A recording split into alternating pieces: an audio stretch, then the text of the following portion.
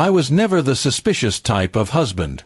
For years, I trusted my wife completely, believing that she would never give me a reason to doubt her. We had built a life together, shared dreams, and made promises that I thought were unbreakable. But one evening, as I was helping her organize her things before she left for her usual girls' night out, I found something that changed everything. Hidden in the side pocket of her bag was an item that clearly belonged to another man. My hands froze as I pulled it out, my chest tightening with a mix of anger and disbelief. I sat there staring at it for several minutes, my thoughts racing. It wasn't just any item, it was a clear sign that another man had been close enough to her to leave something this personal. My trust, once unshakable, felt like it had been shattered in seconds.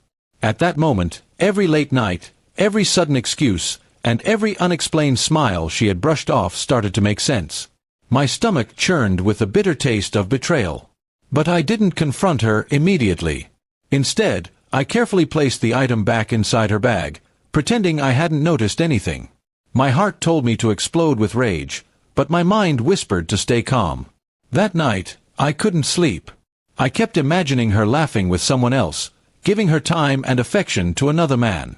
The pain was unbearable, but so was the thought of letting her win by making me lose control. The next morning, while she was in the shower, I went back to her bag. My plan had formed overnight, fueled by both hurt and cold determination.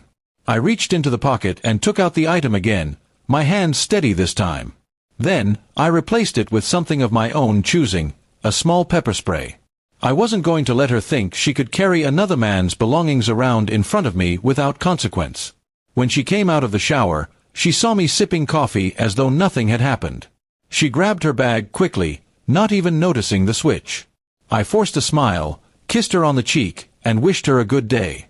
Inside, however, I was burning. I wasn't just giving her a warning. I was setting the stage for her to realize that I knew everything without saying a single word.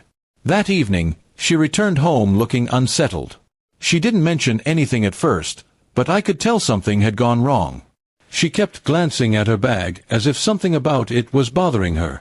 I sat silently on the couch, watching her closely, waiting for the cracks to appear. Later that night, she finally asked me if I had seen or touched her bag. I raised an eyebrow and calmly replied, "Why would I touch your bag?"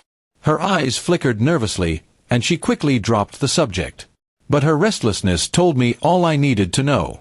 She had gone out with the expectation of giving that man his item back, or meeting him, but instead, she had pulled out the pepper spray. The thought of her trying to explain that moment to him almost made me laugh. It wasn't about humor, though, it was about justice. I wanted her to feel exposed, caught, and powerless. She had played with my trust, so I turned the tables and let her own actions trap her. Over the next few days, she acted strangely. She was quieter, more distant, and a little cautious around me.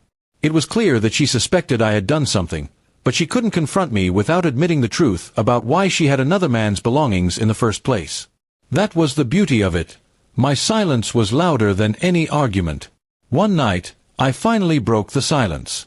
I looked her straight in the eyes and said, "Be careful what you carry in your bag. Some things can come back to hurt you." She froze, her face draining of color. That was the moment she realized I knew everything.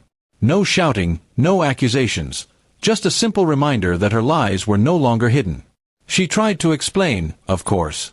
She stumbled over excuses, claiming it was a misunderstanding, saying the item wasn't what I thought it was. But her words were hollow, and we both knew it.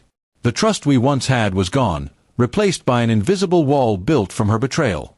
From that day forward, our relationship was never the same. I didn't scream, I didn't beg, and I didn't forgive. Instead, I let the silence and my quiet revenge speak for me. She lived with the weight of knowing that her secret was out and that her husband was not a fool. Eventually, she broke under the pressure and confessed everything. The truth was uglier than I expected, but I was ready for it. I had already distanced myself emotionally, preparing for the day when I would walk away. Her betrayal didn't destroy me, it opened my eyes. By the time I left, I felt no regret. I had given her a chance to stay true, and she had thrown it away. My small act of revenge was just the beginning of reclaiming my self-respect. In the end, she lost not only her secret but also the man who once trusted her completely.